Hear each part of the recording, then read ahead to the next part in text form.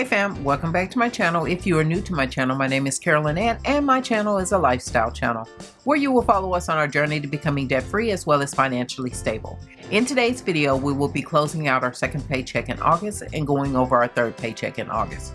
If you are interested in this type of video, please stay tuned. But first, I'd like to thank all my new subscribers. Hey fam, welcome to the team. And to all my old subscribers, hey fam, welcome back. So let's get started and let's see how we did. So for our paycheck from August the 8th through August the 15th, in our expense category, we budgeted $165.51 for our car insurance, $71.40 for Google Fiber, $28 for Terminex, $24.83 for Netflix, $16.15 for Audible, and $15.25 for YouTube Prime.